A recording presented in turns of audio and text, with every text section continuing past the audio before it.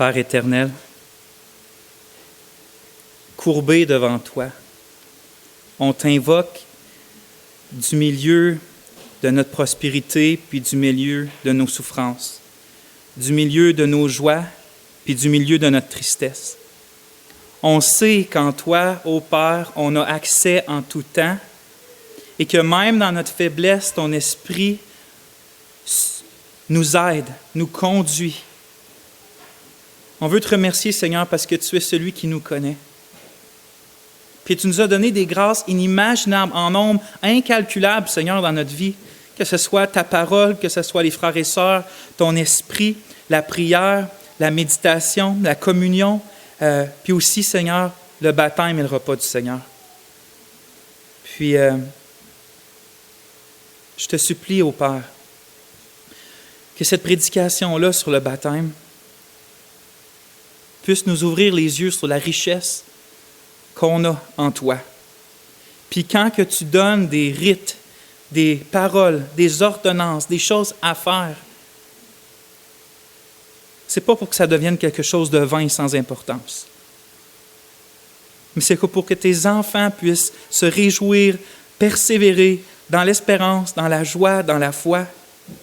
Et donc, Seigneur, on te supplie de nous aider. On te supplie de nous conduire dans ta parole. On te supplie de réveiller nos esprits par ton esprit. Amen. Je suis vraiment content d'être avec vous, frères et sœurs. Aujourd'hui, on va continuer notre étude sur l'Église locale. Puis, comme je vous avais annoncé la dernière fois, on est rendu à la section qu'on appelle, je vais vous donner plusieurs noms, qu'on appelle des fois les sacrements, ou aussi les ordonnances, parfois aussi les symboles ou les signes. Quand on parle de ces noms-là, quand on utilise ces termes-là, on parle finalement du baptême, puis on parle du repas du Seigneur, qui est aussi des fois appelé le repas du Seigneur, la communion ou la Sainte, ou la Sainte Sainte, dépendamment. C'est tous des noms que la Bible leur donne. Donc, nous ici, on a l'habitude d'appeler ça le repas du Seigneur. Aujourd'hui, on va adresser la question importante du baptême. Puis, je sais pas, c'est quand? Moi, j'ai jamais, je pense, entendu de sermon sur le baptême. Je pense que les seules fois qu'on entend parler du baptême, c'est à un baptême, en fait. On a quelques 5 à 10 minutes d'explication pour être sûr que le monde sache qu'est-ce qui se passe. Ensuite de ça, on n'entend plus parler jamais. Moi, vous connaissez votre pasteur, on va faire 2 messages sur le baptême. Mais je crois que c'est vraiment important parce que je pense que c'est quelque chose que moi-même, puis qu'en général, on néglige. Parce que, à cause qu'on s'est fait baptiser dans le passé, c'est quelque chose qui reste dans le passé, puis comme si on pense que ça ne peut pas avoir d'influence pour nous aujourd'hui. Ce que j'espère aujourd'hui, c'est que l'Esprit va nous montrer que non, ça a vraiment une importance, puis ça peut avoir une influence positive dans notre marche avec Dieu dès aujourd'hui, dès tantôt en quittant ici.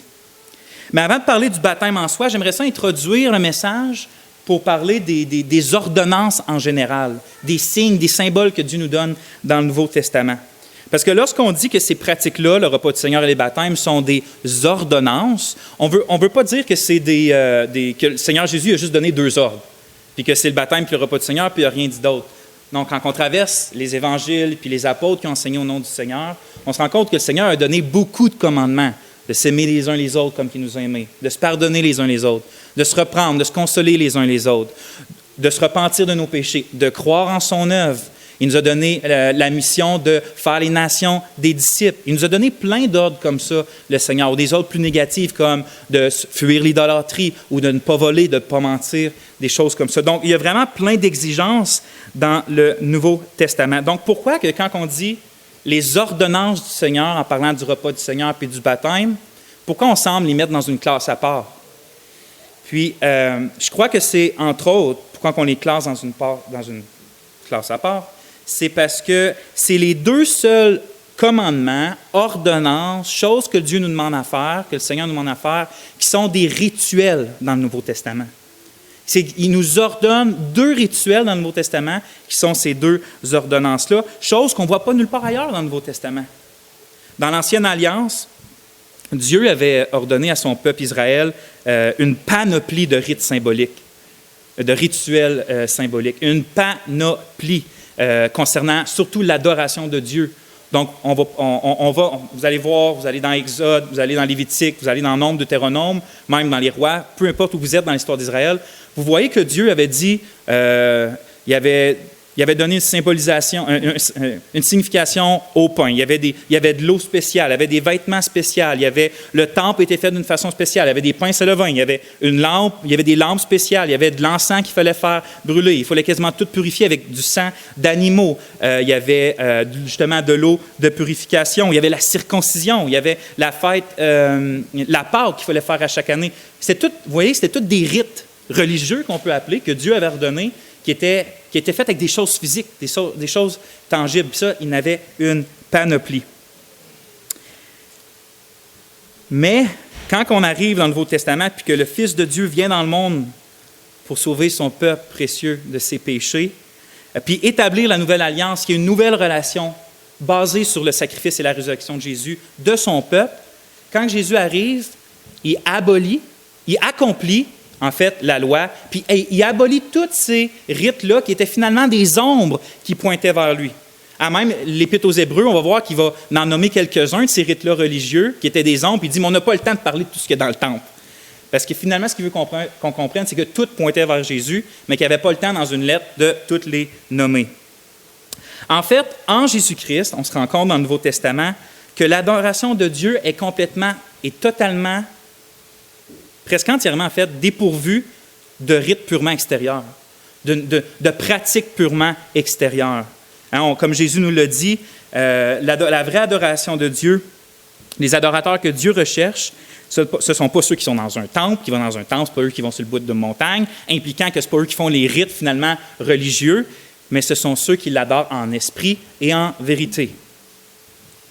De plus, comme je l'ai mentionné dans mon dernier message sur les chants, quand je vous expliquais un peu le contexte de Colossiens, on voit que la vraie marche chrétienne puis la sainteté d'un vrai disciple de Jésus ne consiste pas en ordonnances relatives là, juste aux choses extérieures comme respecter un jour spécial, puis pas manger certaines nourritures, puis se laver les mains obligatoirement avant telle chose. On se rend compte dans le Nouveau Testament que ça n'existe plus, ces choses-là. Ça n'existe plus. En fait, Paul, dans Colossiens, va nous montrer que la vraie vie d'un disciple et la vraie sainteté se trouvent où? En Jésus-Christ et dans son Évangile, parce que c'est lui qui nous rend saints aux yeux de Dieu. Donc, la vraie sainteté, ce n'est pas de faire telle chose ou de ne pas faire telle chose. La vraie sainteté, c'est de ressembler de plus en plus intérieurement à une personne qui est la personne qui est Jésus-Christ. Donc, c'est ce qu'on voit dans le Nouveau Testament. Mais là, tu as ces deux ordonnances-là particulières du Seigneur Jésus qui sortent du lot dans le Nouveau Testament. Tu as un baptême, puis tu as le repas du Seigneur. Puis ils sortent du lot parce que c'est les deux seuls commandements que Jésus donne qui impliquent des rites religieux, on pourrait dire, dans lesquels on va utiliser des choses physiques comme des symboles. Donc, il y en a une panoplie dans l'Ancien Testament, il y en a juste deux dans le Nouveau Testament. Puis les symboles qu'on va utiliser, c'est qu'on va utiliser du pain, du vin et de l'eau pour le baptême. C'est des rites religieux dans lesquels on utilise des symboles. Donc, puis ce qu'on voit dans le Nouveau Testament, c'est que ce n'est pas juste Jésus, il l'ordonne, on va le voir un peu plus tantôt, ce n'est pas facultatif à la vie chrétienne. Ce n'est pas quand ça te tente, des fois tu peux, si tu as le temps, te baptiser, c'est une facultatif, puis le repas du Seigneur, c'est facultatif. Ce n'est pas comme ça que la Bible nous le présente. C'est quelque chose d'intégrant, qui est intégré à la vie d'un disciple de Jésus-Christ. Malheureusement, quand je préparais ce message-là, je crois que dans notre culture, puis parce que je fais partie de cette culture-là aussi au Québec, on est devenu en fait vraiment inconfortable avec les choses symboliques. Je ne sais pas si c'est... en fait, juste un exemple. Est-ce que vous seriez mal à l'aise, puis répondez-moi pas, que un membre de votre famille ne vous a pas prévenu, mais il n'est pas chrétien, puis il vient à l'église, puis ça tombe que c'est pendant le repas du Seigneur, ou qu'on passe un petit morceau de pain, puis qu'on prend une petite coupe avec du jus de raisin, puis du vin dedans. On dit, pardon? Oui, même si on ne dit rien. C'est juste le fait qu'il nous voit prendre une petite coupe de vin puis un petit morceau de pain. On pourrait dire quelque chose comme ils vont vraiment penser qu'on est bizarre de prendre solennellement un bout de pain puis une gorgée de vin. Peut-être que vous ne pensez pas ça, mais soyons sincères avec nous-mêmes. Peut-être que ça vient, je ne sais pas, peut-être que ça vient de notre culture qui était farouchement catholique avant puis qui avait des symboles partout, qui étaient abusés puis c'était constamment des symboles puis on a over-réagi du point que là, nous autres, des symboles, c'est religieux, c'est mauvais, fait qu'on a de la misère à voir la grâce puis la beauté qu'un symbole peut avoir. Tu sais, vous savez, Finalement, quand ce n'est pas relié avec le religieux, on n'a pas de problème à avoir des symboles. On va en reparler tantôt, mais j'ai un jonc en ce moment, j'ai une bague de mariage. C'est pas ça. Quand je l'enlève, je ne suis pas « Ah, je suis divorcé », puis je la mets, puis non, c'est un symbole de mon alliance avec Caroline. Puis il m'est cher, mon symbole. En soi, il me marie à personne. Si je vous le mets dans votre doigt, vous n'êtes pas marié avec ma femme. C'est les vœux, on va en parler tantôt. Mais donc, on chérit des symboles ou une photo, des choses insignifiantes comme une photo en soi, c'est de quelqu'un qui nous est cher, c'est rien finalement, c'est pas la personne. Mais quand elle est mise avec du sens, quand elle est mise avec des souvenirs, quand elle est mise avec quelque chose qui a de l'importance pour nous, ce symbole-là ou ce signe-là de quelque chose qu'on aime, qui est précieux, devient avec de l'importance. Fait que dans la vie de tous les jours, finalement, on utilise toujours des symboles puis des signes. Mais quand ça vient avec la religion, des fois, avec le christianisme, on a de la misère. Vous savez, on peut... En fait, Jésus-Christ, c'est le Dieu tout-puissant et infiniment sage. Puis lui, avant de quitter ses disciples bien-aimés puis d'aller rejoindre la majesté divine auprès de son Père, il y a deux choses qu'il a faites. Il y a eu des discours, mais les discours qu'on voit dans Jean 17, il s'est fait pendant le repas du Seigneur. Puis avant de quitter, on voit dans Matthieu 28, il a ordonné le baptême aussi. Habituellement, on donne assez d'importance aux dernières paroles d'un homme avant de mourir ou avant de quitter. Puis Jésus, lui, avant de mourir, il a institué la Sainte Seine, puis il a ordonné cet emblème-là. Puis avant de quitter dans les cieux, il a ordonné celle du baptême. Fait que si c'est ce Jésus-là qui aime son peuple et qui a donné sa vie pour son Église, puis qui leur donne ces ordonnances-là, qui sont chères à son cœur, il devrait l'être pour nous aussi. Puis on devrait être consciencieux de vouloir vraiment savoir qu'est-ce que ça veut dire, puis vraiment les pratiquer d'une façon que le Seigneur voulait qu'on les pratique. Vous savez, nous, on peut être inconfortable d'utiliser des rituels symboliques, mais on ne devrait pas parce que c'est des cadeaux de Dieu pour soutenir puis nous aider dans notre marche avec lui. Dieu sait que notre foi est faible et qu'on a besoin la plupart du temps, en fait, qu'on a plus souvent qu'autrement, de la difficulté à saisir, à être convaincu des choses qui sont invisibles, des grâces invisibles qu'on a par la bonne nouvelle de Jésus. On a de la misère, on vit par la foi, n'est-ce pas? On ne vit pas par la vue. Un jour, on va vivre par la vue, mais là, on vit par la foi, puis on ne voit pas les choses qui nous sont données. Puis souvent, à cause de notre nature charnelle, terrestre, on a la difficulté avec ça. C'est pour ça que Dieu a donné à son peuple deux pratiques dans lequel il nous dépeint de manière dramatique puis symbolique l'Évangile de notre salut. Le baptême puis le repas du Seigneur sont des signes matériels qu'on peut toucher avec notre corps, qu'on peut goûter avec notre bouche, puis voir avec nos yeux corporels pour que nos yeux spirituels soient aidés puis dirigés à voir des réalités invisibles de l'Évangile. Fait que pour l'espace d'un moment, Dieu a connecté les choses invisibles avec quelque chose de visible pour qu'on puisse, nous, nos yeux, le voir puis susciter en nous cette foi-là qu'on a si de la misère à appliquer dans les choses invisibles. Et que pour finalement notre main de foi, la main de notre cœur puisse saisir les promesses que Dieu nous fait dans l'Évangile qui est manifesté par les emblèmes, soit du repas du Seigneur ou par la pratique du baptême. Autrement dit, les ordonnances sont en fait des prédications de l'Évangile. Le baptême et le repas du Seigneur sont des prédications de l'Évangile, sauf qu'au lieu de seulement écouter par la foi, pour recevoir les consolations et les grâces dans l'Évangile, là, on mange et on boit par la foi, puis on est mouillé par la foi pour recevoir les grâces et les consolations que donne l'Évangile. C'est pour ça que les chrétiens d'autrefois considéraient ces deux rituels-là symboliques, vous en souvenez, comme des moyens de grâce. Au même titre que la lecture de la parole de Dieu, que la méditation puis que la prière, ils considéraient, si vous prenez un livre de n'importe qui de la Réforme, dans la section moyens de grâce, vous allez avoir l'ordonnance du repas du Seigneur puis celle du baptême. Parce qu'au travers de ça, par la foi, on saisit les promesses de l'Évangile. Comme c'est ça, finalement, chaque moyen de grâce, et eux aussi en font partie.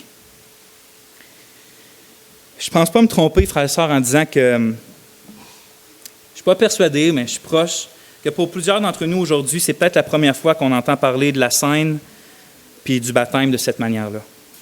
L'une des raisons, c'est qu'on est influencé, comme j'ai dit tantôt, par notre culture, puis qu'on est centré sur nous et sur nos agissements, sur ce qu'on fait, en sorte que quand on regarde les ordonnances du Seigneur, on les voit simplement comme des actes d'obéissance de notre part, puis principalement comme une promesse d'engagement que nous, on fait envers Dieu. Quand on regarde, on vient au repas du Seigneur, puis c'est ça qu'on pense. C'est nous qui obéissons au Seigneur, c'est nous qui se réengagent avec le Seigneur, puis quand on voit le baptême, on voit juste comme notre engagement envers Dieu. Des choses qu'on fait pour Dieu. C'est pas faux de dire que ça fait partie de tout ça. Oui, il y a un engagement, il y a une inclinaison de notre part dans ces rituels-là, mais le problème, c'est qu'on voit juste ça, alors que, comme je vais essayer de montrer aujourd'hui puis dans le prochain message, alors que le baptême et le repas du Seigneur sont premièrement, pas uniquement, mais premièrement, des symboles qui témoignent visiblement les promesses et les engagements que Dieu a envers nous, qui sont unis à son Fils par la foi. Vous voyez comment c'est viré en bord? Nous, dans notre culture, c'est tout le temps nous qui est au centre. C'est tout le temps nous qui fait quelque chose pour Dieu. C'est tout le temps nous qui doit faire mieux. Dans l'Évangile, c'est toujours l'inverse. C'est Christ qui est venu pour nous, c'est lui qui a vécu pour nous, c'est lui qui est mort et qui est ressuscité pour nous. Il nous a donné des lois pour nous, parce qu'il n'a pas besoin de notre obéissance. Il nous dit de l'adorer, pas parce qu'il a besoin de gloire, c'est pour nous. Puis il nous donne les ordonnances. Oui, il en retire de la gloire, mais il en retire de la gloire dans le fait qu'on marche dans la joie avec lui au travers de ces moyens-là. Ainsi, ces deux ordonnances sont vraiment précieuses. Aujourd'hui, comme je l'ai dit au début, on va commencer avec celle du baptême. Puis évidemment, aujourd'hui, on ne va pas voir tout ce qu'il y a à dire sur ce sujet. Puis même avec les deux messages, on ne va pas voir tout ce qu'il y a à dire sur le baptême. Mais par la grâce de Dieu, puis c'est ma prière, qu'on va en voir suffisamment pour en apprécier puis en comprendre l'importance. Puis aussi pour qu'on soit prompt à... Regardez bien ça, peut-être que vous n'allez pas comprendre ces phrases-là, j'espère que vous allez comprendre à la fin. Mais qu'on va être prompt à utiliser notre baptême comme un moyen de grâce dans notre marche quotidienne avec le Christ. Donc, oui, aujourd'hui, tu peux utiliser le baptême, puis c'est passé peut-être il y a 30 ans. Paul, puis le Seigneur, puis Pierre s'attend à ce qu'on utilise notre baptême quotidiennement pour marcher avec le Seigneur. Mais ça, j'espère que ça va être répondu à la fin. Donc, la manière que je veux procéder aujourd'hui pour le plan de mon message, je vais vous lire l'article qu'on a écrit sur le baptême dans la future déclaration de foi des anciens qui va y avoir dans l'Assemblée, quand on va signer une nouvelle constitution. Comme moi, Gérard, on travaille là-dessus. Puis la section sur le baptême dans la déclaration de foi des anciens, ça va nous montrer, en expliquant leur fondement biblique, ça va nous montrer, puis nous permettre de voir différents aspects puis symboles du baptême. Donc, on va prier, puis après ça, je vais vous lire le petit article qui n'est pas si long, puis on va commencer à dire pourquoi on écrit ça dedans, puis montrer les références bibliques. Donc, on va prier. Mon cœur, Seigneur, est vraiment enjoué, puis excité de parler du baptême, puis prochainement, en ton temps, le repas du Seigneur. Il est excité, Seigneur, parce que tu me fais découvrir quelle grâce que c'est pour nous aujourd'hui, puis quelle grâce par la mal-utilisation dans le passé ou la mauvaise compréhension aujourd'hui qu'on se prive tellement. Tu dis dans Hébreux de veiller à ce que personne ne se prive de la grâce de Dieu. Bien, Seigneur, je te prie que mon message soit une espèce d'appel comme ça, pour nous, de ne pas se priver de la grâce de Dieu. Amen. Donc, je vais vous lire l'article sur le baptême dans la Confession des Anciens. Nous croyons que le baptême est une ordonnance du Seigneur par laquelle ceux qui se sont repentis et sont venus à la foi expriment leur union avec le Christ dans sa mort et dans sa résurrection, en étant immergés dans l'eau au nom du Père, du Fils et du Saint-Esprit. C'est un signe d'appartenance au nouveau peuple de Dieu, le véritable Israël, et un symbole d'enterrement et de purification, signifiant la mort à l'ancienne vie d'incrédulité et la purification de la souillure du péché. Aujourd'hui, on va voir deux choses là-dedans, puis on va finir le prochain message. Donc, on commence par le premier point. Dans la phrase, on dit que c'est une ordonnance. On va retourner un peu là-dessus. On dit que c'est une ordonnance. Le baptême est une ordonnance du Seigneur. Qu'est-ce qu'on veut dire par là? C'est simple. Ce qu'on veut dire, c'est que le Seigneur Jésus l'a commandé. Il l'a ordonné, tout simplement, que ça soit une pratique de l'Église jusqu'au moment qu'il revienne. Mais où qu'on voit ça? C'est clairement exprimé en Matthieu 28, puis je vais vous faire tourner là. Matthieu 28.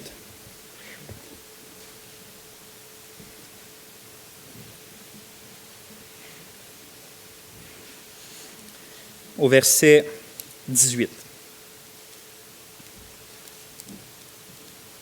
Je l'ai mentionné tantôt, on est juste avant que le Seigneur quitte ses disciples et on est avec ce qu'on appelle le grand mandat, la grande mission de l'Église.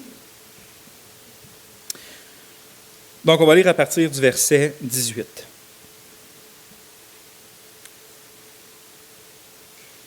Jésus s'étant approché, leur parlant ainsi. « Tout pouvoir m'a été donné dans le ciel et sur la terre. Allez, faites de toutes les nations des disciples, les baptisant au nom du Père, du Fils et du Saint-Esprit, et enseignez-leur à observer tout ce que je vous ai prescrit. Et voici, je suis avec vous jusqu'à la fin du monde. » Donc, on voit, c'est ordonné, c'est pas facultatif, c'est ordonné de tout ça. Mais ce que je veux vous faire remarquer, c'est que le verbe principal, autant en français, mais surtout on le voit en grec, que ce que Jésus demande principalement, c'est de faire quelque chose. C'est écrit « faites ». Ça, c'est le verbe principal dans la phrase. « Faites de toutes les nations des disciples ». Le reste de la phrase, ça va nous dire qu'est-ce que ça implique de faire des disciples ou comment en faire des disciples, de prendre des nations puis d'en faire des disciples. Et c'est là qu'il va écrire comment, les baptisant au nom du Père, du Fils et du Saint-Esprit, et aussi une deuxième chose, leur enseigner à absorber tout ce que je vous ai prescrit. Donc, d'être un disciple ou de faire des disciples, ça implique toujours deux choses, qui est de les baptiser puis de leur enseigner ce que Jésus a enseigné. La première chose que je veux faire remarquer, c'est que ce n'est pas, par exemple, n'importe qui a institué le baptême. Ce n'est pas une ordonnance faite par une institution humaine, une institution religieuse. Ce n'est pas le pape, ce n'est pas une église. Ce n'est pas les hommes qui ont inventé ça, le baptême. C'est le Seigneur ressuscité lui-même qui l'ordonne dans notre passage. C'est lui qui, au verset 18, va prendre le temps de préciser « Tout pouvoir m'a été donné dans le ciel et sur la terre ». Le baptême chrétien n'est donc pas une option dans ma vie, ce n'est pas une option dans ta vie, c'est un commandement du Roi des rois puis du Seigneur des seigneurs. Ce qui veut dire que de dénigrer, de rejeter, d'amoindrir ou de négliger la doctrine du baptême, c'est de dénigrer, de rejeter, d'amoindrir puis de négliger celui qui l'a institué, qui est celui qui a toute autorité sur la terre et dans les cieux, qui est notre Seigneur Jésus-Christ. De plus, si notre Sauveur, en donnant ses dernières exigences, comme j'ai dit tantôt, a mentionné le baptême, ça témoigne vraiment de son importance dans notre vie. Puis si lui accorde l'importance, on devrait y accorder de l'importance de tout notre cœur. Mais ça, on en a parlé. La deuxième chose qu'on voit dans le passage, c'est que d'être un disciple de Jésus, ça implique d'être baptisé puis d'être instruit dans ses enseignements. Autrement dit, là, et pour le reste du Nouveau Testament, dans les termes du Nouveau Testament, un disciple de Jésus-Christ qui ne se fait pas baptiser, ça n'existe pas. Dans les termes du Nouveau Testament, un disciple de Jésus qui ne se fait pas baptiser dans le nom de Jésus, ça n'existe pas. Ce n'est pas parce que d'être trempé dans de l'eau, ça pardonne nos péchés. Ce n'est pas pour ça. Mais c'est parce que Jésus a institué le baptême comme un rite d'initiation à la vie chrétienne. Comme un rite d'initiation à la vie chrétienne, comme un témoignage de Dieu envers la personne qui se fait baptiser, puis comme un témoignage de la personne baptisée envers Dieu aussi, de sa foi envers Dieu. Si on aurait le temps puis de traverser le livre des Actes, je ne vous ferai pas endurer ça, on remarquerait très rapidement que le baptême a toujours été intimement lié avec la conversion des gens à Jésus-Christ. Encore une fois, pas parce que le baptême, c'est une œuvre qui nous acquiert le pardon de Dieu ou qui dispose Dieu envers nous, mais c'est parce que ceux qui croient puis expérimentent une union véritable avec Jésus-Christ, vont se faire baptiser, tout simplement. Parce que, dit simplement, s'ils ont vraiment la foi qui sauve, la foi véritable qui vient de l'Esprit, cette foi-là va être obéissante. Toujours. Pas parfaitement, mais elle va obéir quand elle va entendre, par exemple, Pierre dire en Acte 2, 38, « Repentez-vous et que chacun de vous soit baptisé au nom du Seigneur Jésus. » Ça, c'est après la première prédication. Fait qu'on va faire un exercice. On va s'imaginer, il y a là 2000 ans, à cette prédication-là de Pierre. On est à la Pentecôte, on entend un bruit bizarre, on sort dehors, il y a des apôtres qui parlent en langue, et là, on entend le message de l'Évangile dans notre propre langue. On est vivement touchés. On est une des 3000 personnes qui sont vivement touchées puis qui vont se convertir. Mais là, on dit, qu'est-ce qu'il faut faire? Qu'est-ce qu'il faut faire après avoir entendu ce message-là? Puis là, tu as Pierre qui se lève et il dit, qu'est-ce qu'il faut faire? Repens-toi de tes péchés et fais-toi baptiser. Fait qu'on est 3000 personnes qui se repentent de ses péchés puis qui croient au Seigneur Jésus puis qui se font baptiser. Puis il y en a quelques-unes qui viennent puis ils disent quelque chose comme « Bien, je crois vraiment au Seigneur Jésus, je me suis pardonné, je crois qu'il me pardonne, je crois qu'il me donne la vie éternelle, mais je ne suis pas prêt à me faire baptiser. » Est-ce que vous pensez que le reste des gens qui se sont fait baptiser et les apôtres vont vraiment mettre du poids à sa confession de foi? Si à ce moment-là, devant le message apostolique, ils disent « Faites-vous, repentez-vous, croyez et faites-vous baptiser », mais que nous on fait « Je crois, je me repens, mais je ne me fais pas baptiser ». Ça faisait partie du message apostolique. Donc, c'est normal que les chrétiens qui croyaient se faisaient baptiser. Est-ce que je suis en train de dire que si quelqu'un n'est pas baptisé, ça veut dire qu'automatiquement il n'est pas sauvé? Ce n'est pas ça que je dis du tout. Ce que je dis, c'est que dans le Nouveau Testament, confesser Jésus, mais pas se faire baptiser, encore une fois, ça n'existe pas. Parce que le baptême, c'est la confession de Jésus dans le Nouveau Testament. Parce que tous ceux qui croient et qui confessent le Christ se faisaient baptiser. La normale là, qu'on voit dans l'Église primitive, c'est qu'on recevait la parole de Dieu, l'Évangile, on confessait cette parole-là puis notre foi dans les eaux du baptême et on se faisait intégrer dans l'Église primitive. C'est ce qui s'est produit après la prédication de Pierre. On lit en Actes 2, 41, qui est juste après. Ceux qui reçurent sa parole, 1, furent 2 baptisés, et en ce jour-là furent ajoutés environ 3000 âmes. Puis le furent ajoutés, on voit un peu plus loin, qui furent ajoutés à l'Église. Donc c'est le pattern normal qu'on voit dans le Nouveau Testament. Mais de nos jours, ce n'est pas une pratique rare que de voir des gens qui confessent Jésus, puis qui vont à l'Église, mais qui attendent des années, puis des années avant de se faire baptiser. Encore une fois, dans les termes du Nouveau Testament, la vie du disciple commence par le baptême. Les auteurs du Nouveau Testament, là, ils savent que théologiquement parlant, tu mets ta foi, tu es justifié, puis ce n'est pas le baptême qui te sauve, mais eux, ils n'étaient pas zélés à séparer toutes les petites nuances de la conversion. Pour eux, on va voir là, qu'ils vont être échangés dans le Nouveau Testament. Là, ils vont parler d'être remplis de l'Esprit, baptisés de l'Esprit, baptême d'eau, conversion, nouvelle naissance. Ils vont mettre ça dans un gros package deal, là, puis ils ne seront pas gênés de parler de ta conversion comme quand tu t'es fait baptiser. Quand ils savent que finalement, ce n'est pas l'eau. Là. Ils vont en parler ailleurs que l'eau ne sauve pas puis que c'est la foi en Jésus-Christ. Mais ils ne sont pas gênés. Pour eux, ça va ensemble. Tu aurais été voir Paul puis tu aurais dit « Je suis chrétien, je ne suis pas baptisé », ils n'auraient pas compris. Parce que les chrétiens s'étaient baptisés. C'était la première ordonnance que le Seigneur donnait. Donc, pourquoi attendre si c'était comme ça dans le Nouveau Testament? Pourquoi on peut passer des années? J'ai entendu plusieurs raisons, 2 que j'ai retenues. C'est que parfois, il y en a qui disent qu'ils ne sont pas prêts à être publiquement identifiés à Jésus à cause des souffrances, des persécutions, des moqueries. Puis ça, c'est la pire des 2 raisons que j'ai entendues, parce que si on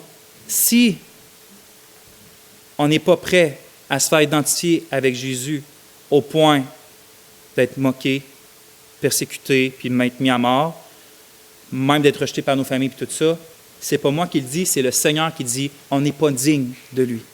Ceux qui, à cause de la parole, ne le confessent pas, vont être jugés. Mais ceux qui confessent publiquement son nom, le Seigneur va dire, Jésus, quand il va venir avec ses saints anges, n'aura pas honte de confesser le nom de la personne qui a confessé le nom de Jésus. Donc, si on ne veut pas, soit disons qu'on n'est pas chrétien puis qu'on n'est pas prêt à l'être, puis on ne se fait pas baptiser, soit disons-nous qu'on croit au Seigneur Jésus, puis faisons-nous baptiser. C'est ça qu'on voit dans le Nouveau Testament. Ce n'est pas une espèce d'entre-deux. Mais ça, c'est la pire des 2 raisons. Ce n'est pas souvent ce que j'ai vu. L'autre raison, malheureusement, qui est moins pire, mais qui est tout aussi pernicieuse dans un sens, c'est que des fois, j'entendais des gens qui disaient qu'ils ne se sentaient pas dignes d'être identifiés avec Jésus publiquement, à cause de leur vie, à cause de leurs péchés, à cause de certaines choses qu'ils n'étaient pas encore capables de laisser. Donc, ils étaient comme, non, je ne suis pas prêt. Puis même, c'est un peu notre culture évangélique qui donne il faut quasiment que tu passes un cours 101 de christianisme avec des certains fruits précis, puis il faut que tu atteignes une certaine maturité chrétienne avant de te faire baptiser, mais ce n'est pas ça qu'on voit dans le Nouveau Testament. En fait, de penser qu'on n'est pas assez digne pour se faire baptiser, c'est contrairement à l'inverse que ce que c'est vraiment le baptême. Parce qu'on va le voir, on arrive à mon autre point, mais le baptême, c'est une union dans la mort et la résurrection de Jésus-Christ parce qu'on n'était pas assez digne d'être emmené à Dieu.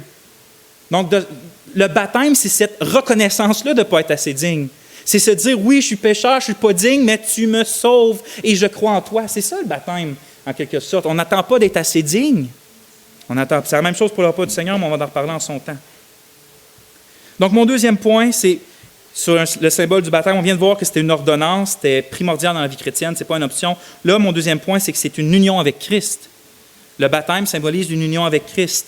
C'est ça qu'on dit dans la Déclaration des Anciens. On dit que ceux qui se font baptiser expriment leur union avec le Christ dans sa mort et sa résurrection. L'enseignement le plus clair là-dessus que j'ai, que je trouve, selon moi, c'est Romains 6, puis je vais vous faire tourner là. Romains 6. J'aurais pu aller à plusieurs places, mais on va se contenter d'une place. Romains 6. Au verset 3.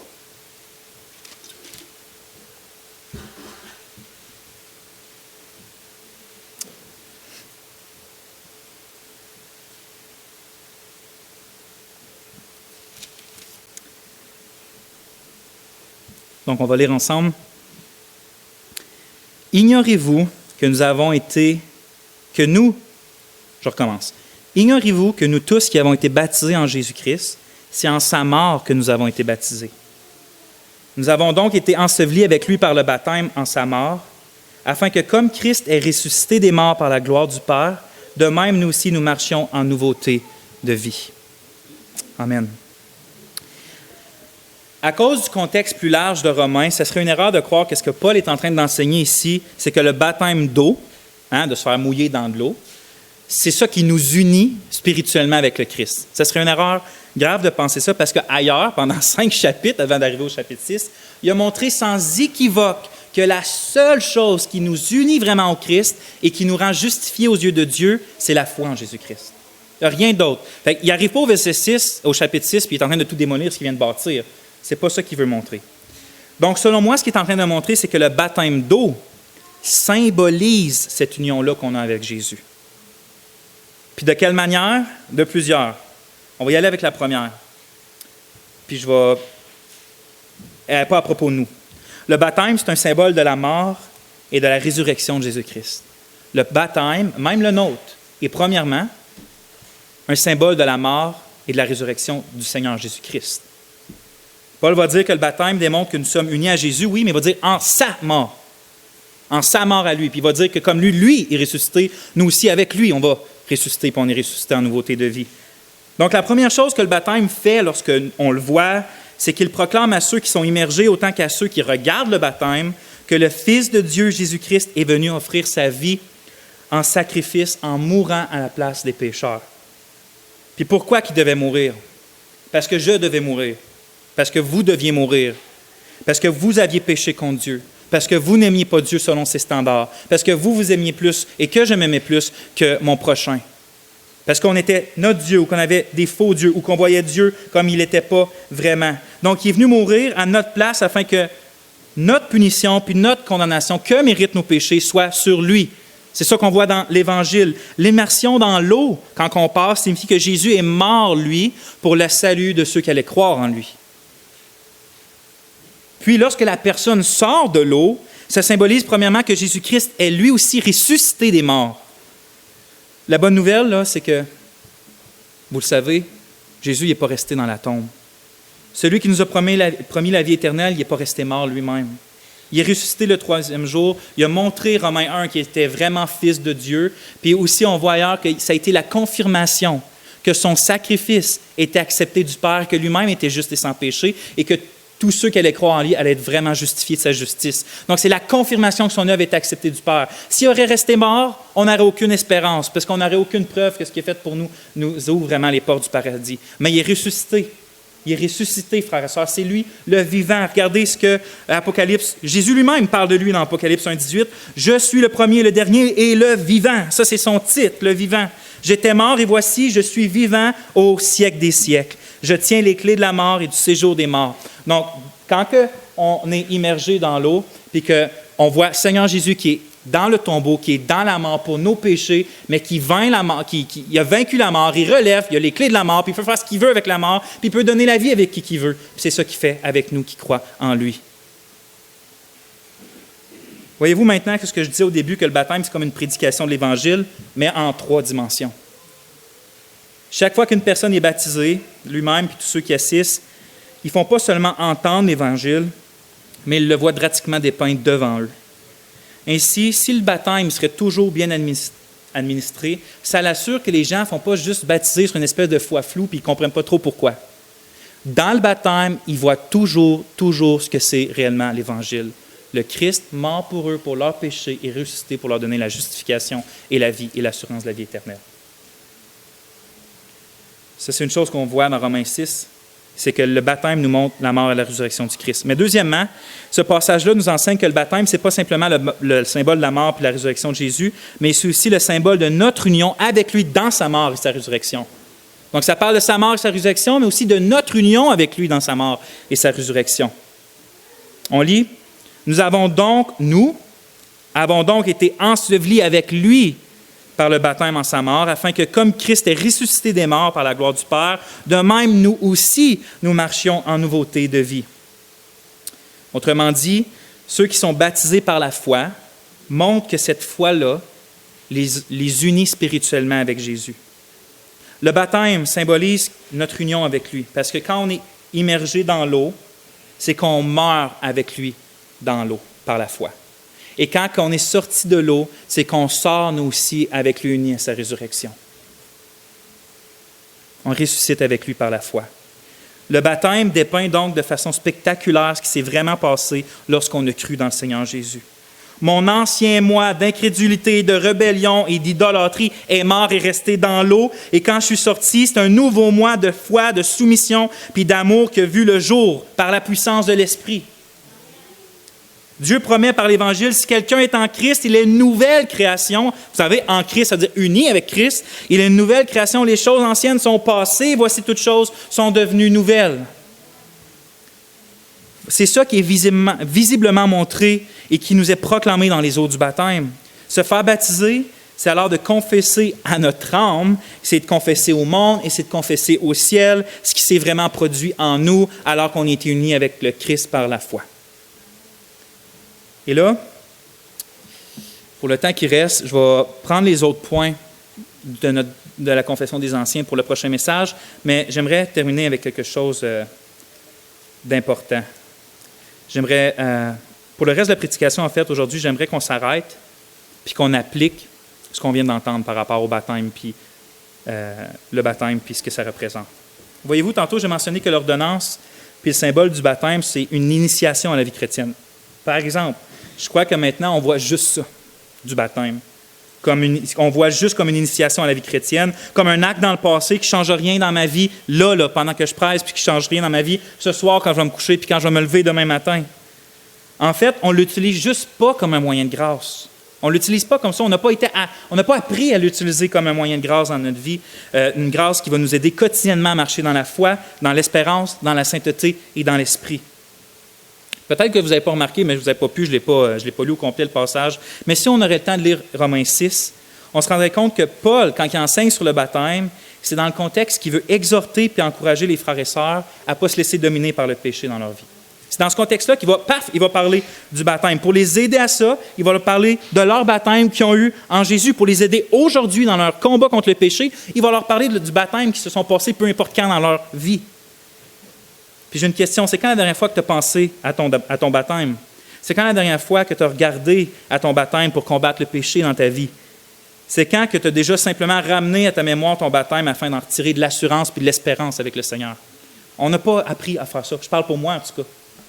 Je n'ai pas appris à voir mon baptême comme ça. Malheureusement, les seules fois que j'ai entendu en plus des gens parler de leur baptême ou d'en parler aux autres, c'était soit pour se faire ou pour faire sentir les autres coupables qui ne marchaient pas selon les standards de l'engagement qu'ils avaient pris envers Dieu quand ils se sont fait baptiser. Parce qu'on voit juste le baptême qu'on a engagement avec Dieu. Fait que pour eux, quand ils pensent à leur baptême, ils disent « Hey, je me suis engagé avec le Seigneur Jésus, puis regarde où je suis, je ne marche pas droit, pourtant je me suis engagé avec le Seigneur Jésus, mais regarde, je pêche encore, mais pourtant je me suis engagé avec le Seigneur Jésus. » Puis ils voient juste leur baptême comme ça. Donc eux pensent à leur baptême, c'est normal qu'ils ne veulent pas.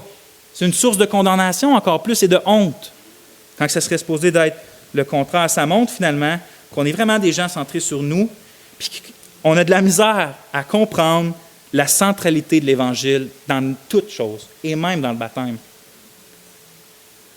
Le baptême est une représentation de l'Évangile, donc le Seigneur ne l'a pas donné pour qu'on ne pense pas en l'Évangile quand on pense au baptême, qu'on pense qu'on peut remonter nous-mêmes par nos propres efforts. C'est pas là pour ça, le baptême. Il y a une forme d'engagement, oui, dans le baptême, comme j'ai dit, mais est-ce qu'on ne voit pas que le baptême est d'abord l'engagement de Dieu envers nous par Jésus-Christ, l'œuvre de Dieu en nous par Jésus-Christ? Pour encourager les Romains, Paul ne dit pas « Hey, rappelle-toi de ton baptême, arrête de pécher, serre-toi les fesses, puis avance. » Il ne dit pas ça. Allez le lire, il ne dit pas ça, il ne parle pas comme ça. Au contraire, frères et sœurs, écoutez, je vais vous le lire, mais écoutez comment il ramène le baptême pour les rappeler les réalités, les grâces et les promesses de la bonne nouvelle de Jésus. Là, on est dans Romains 6. Il vient juste de parler du baptême jusqu'au verset 4. On commence au verset 5 du chapitre 6. En effet, si nous sommes devenus une même plante avec lui par la conformité à sa mort, nous le serons aussi par la conformité à sa résurrection. Sachant que notre vieil homme a été crucifié avec lui, afin que le corps du péché soit réduit à l'impuissance, pour que nous ne soyons plus esclaves du péché, car celui qui est mort en Christ, ce qui veut dire est libre du péché. Or, si nous sommes morts avec Christ, nous croyons que nous vivrons aussi avec lui. Il ne dit pas de se botter les fesses, il dit « nous croyons que nous vivrons aussi avec lui », sachant que Christ, ressuscité des morts, ne meurt plus. La mort n'a plus de pouvoir sur lui, car il est mort et c'est pour le péché qu'il est mort une fois pour toutes.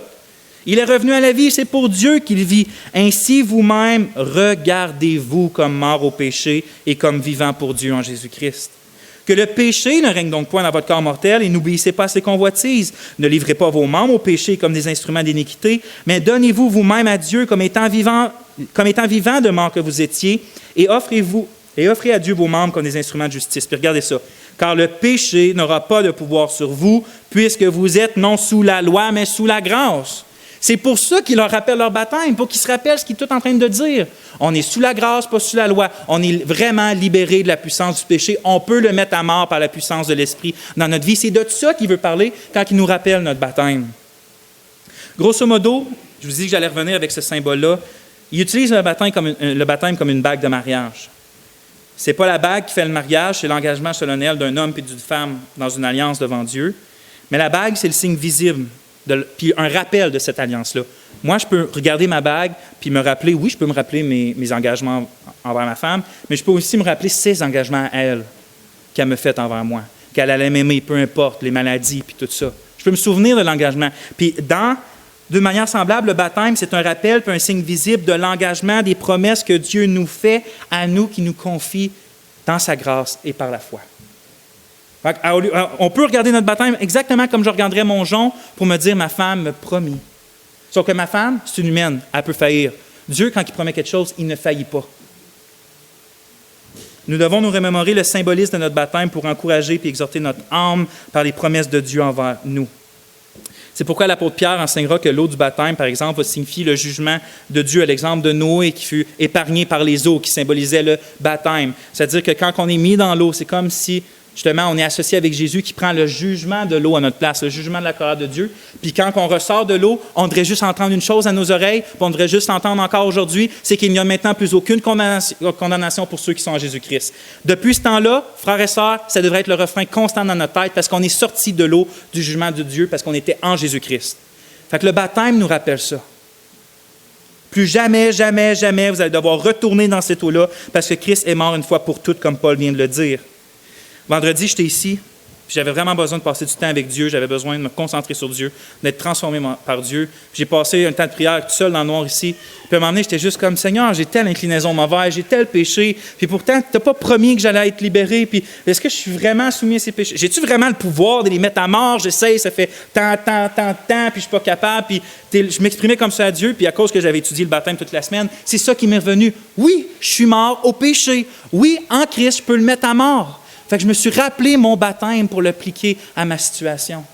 Parce que dans mon baptême, je me voyais, oui, je suis mort avec Christ, puis quand je ressuscite, c'est en nouveauté de vie, le péché n'a plus aucune domination. Si je le laisse prendre l'avant, il peut en prendre de la place, mais à la seconde qu'en Christ, je dis stop, puis que je me remets à marcher dans la foi et la repentance, c'est fini, il ne prend plus de place. Il s'en va, il n'y a plus le domaine de mon cœur. Donc, je vais conclure avec une période de la vie de Martin Luther, le grand réformateur. Il se cachait souvent dans une période de sa vie à cause qu'il était persécuté, donc il allait se cacher dans un château en Angleterre. Il passait son temps à traduire la Bible en allemand. C'est une période assez sombre parce que l'Église officielle de l'époque l'avait rejeté, le qualifiant d'hérétique. Vous savez, quand vous êtes hérétique dans ce temps-là, on a le pouvoir de te tuer. C'est littéralement ça, finalement. Il luttait la plupart du temps contre le doute puis le découragement. Puis on raconte qu'une fois, mais tu sais, il vivait au Moyen-Âge, hein, fait que qu'une fois, il a même jeté son pot d'encre à Satan, qui était dans le fond de la salle. Mais ça, si c'est vrai ou pas vrai, c'est juste que lui-même raconte. Pour un peu le chasser, puis dire « Va-t'en, arrête de me décourager, arrête de me faire douter ». Mais il y avait aussi une autre stratégie contre Satan, plutôt que juste lui lancer de l'encre. Pour contrer ses doutes et ses découragements, c'était que souvent, on l'entendait crier dans la cour « Baptisatus sum », en latin, mon très bon latin, « Je suis baptisé ». Il criait constamment « Je suis baptisé, je suis baptisé, je suis baptisé ». Luther, il vivait constamment des hauts et des bas, surtout des bas. Puis sa situation lui semblait vraiment sombre, mais son baptême était un fait inchangeable. Il incarnait la promesse de Dieu pour lui, peu importe les circonstances. Fait qu'il était constamment en train de crier son baptême. Regardez ce que lui-même va dire dans son catéchisme. à propos du baptême. Chaque chrétien a donc besoin de lutter contre l'incrédulité. C'est pourquoi il doit journellement ou quotidiennement méditer sur le baptême et s'exercer dans cette foi qui en est le gardien, afin de pouvoir croire fermement ce que ce sacrement nous promet et nous donne, savoir la délivrance du diable et de la mort, le pardon des péchés, la grâce de Dieu, Christ tout entier et le Saint-Esprit avec tous ses dons. C'est sous ce point de vue qu'il faut considérer le baptême. Et alors, il sera pour nous une retraite, une consolation dans notre conscience et nos péchés, quand notre conscience et nos péchés nous accusent. En effet, il nous autorise à dire « Je suis baptisé ». Et parce que je le suis, j'ai la promesse de jouir de la félicité et de la vie éternelle, et quant à l'âme et quant au corps. Là, il parle un peu en vieillot, mais... Donc, vous voyez comment il voyait le baptême, lui? Imaginez si quelqu'un avait introduit, comme on voit aujourd'hui, le baptême de Luther en disant « Voici aujourd'hui Martin Luther qui a pris une décision pour Jésus, il se fait baptiser pour montrer sa décision envers Jésus. » C'est ça qu'on voit tout le temps. Mais que ça aurait été juste ça. Bien, il n'y aurait eu aucune force quand aurait eu le temps d'aller utiliser son baptême. Parce que si on voit le baptême simplement comme notre engagement envers Dieu, la journée qu'on va en avoir besoin, il va être utile à la mesure de notre propre force, qui est, on se l'avoue, très, très, très, très, très, très faible. Au milieu du doute, pourquoi que je ne douterais pas aussi de mon baptême, puis de mes sentiments que j'avais alors là, puis de mon engagement? Peut-être que je m'étais trompé, peut-être que je me laissais emporter par l'occasion, peu importe. Mais si au contraire, on voit le baptême comme un acte accompli pour moi et en moi, qui vient de l'extérieur, qui vient de Dieu, alors je ne vais pas rester dans une espèce de marécage introspectif, là, en train de tout le temps douter de mes émotions. J'étais-tu vraiment sincère, pas sincère? C'est même pas ça qui est important. Est-ce que Dieu t'a sauvé? Est-ce que tu as la foi en lui? Ton baptême, c'est ça qui signifie. J'ai une bouée à chaque fois, j'ai donc une bouée de sauvetage que je peux agripper pour ne pas me noyer. Le baptême n'est pas d'abord ma déclaration envers Dieu, c'est la promesse de Dieu de me sauver, de me garder par la mort et la résurrection de Jésus. Puis c'est le symbole de cette réalité-là dans ma vie. Le baptême et la scène sont, puis je termine, le baptême et la scène ne sont donc pas principalement et uniquement des signes de notre expérience subjective, notre foi ou notre réponse à Dieu. Comme je l'ai mentionné dans l'introduction, ce sont avant tout des signes matériels et visibles à nos yeux corporels, afin que nos yeux spirituels soient dirigés vers les réalités invisibles de l'Évangile qu'on a tellement de la difficulté à saisir. Dieu connaît notre faiblesse, c'est pour ça qu'il nous a donné un symbole pour nous encourager et nous fortifier. Fait que je finis avec 3 questions. Ainsi, si tu doutes que Dieu t'aime, regarde à ton baptême, puis vois-y le Christ mourir et ressusciter pour toi. Si tu demeures accablé puis accusé à cause de tes péchés passés, regarde à ton baptême, puis vois que alors que tu étais dans l'eau, l'Éternel a jeté tes péchés et tes iniquités au fond de l'océan, puis qui dit qu'il ne s'en souviendra plus jamais. Ainsi, si tu doutes aussi que tu ne peux pas vaincre et dominer le péché, regarde à ton baptême, puis vois que en Jésus, tu meurs au péché, puis que quand tu ressuscites avec lui en nouveauté de vie, c'est avec une nouvelle aide, une nouvelle disposition de l'Esprit qui te rend capable de marcher selon Jésus. J'espère vraiment que l'Esprit nous a aidés à voir comment le baptême est plus que juste une initiation à la vie chrétienne, comment le baptême est précieux. Par la grâce de l'Esprit, frères et sœurs, marchons comme des gens baptisés, qui veut dire avec la foi dans les promesses de Dieu qui sont montrées dans le baptême. On va prier. Seigneur notre Dieu, on veut te remercier de tellement nous aimer, de tellement nous connaître, de nous donner des choses comme le baptême pour qu'on puisse voir avec nos yeux, toucher avec notre peau, quand on est dans l'eau, quand on se rappelle le sentiment d'être dans l'eau, qu'on est mort avec toi et qu'on ressuscite avec toi en nouveauté de vie. Ô Père, aide-nous à utiliser le baptême, qu'il soit constamment dans nos cœurs quand on doute de ton amour, quand on doute de tes promesses, quand on doute de ta puissance dans nos vies. C'est ce que je te prie, Seigneur, de nous enseigner à tous maintenant. Puis, oui, on veut te louer et te remercier. En Jésus. Amen.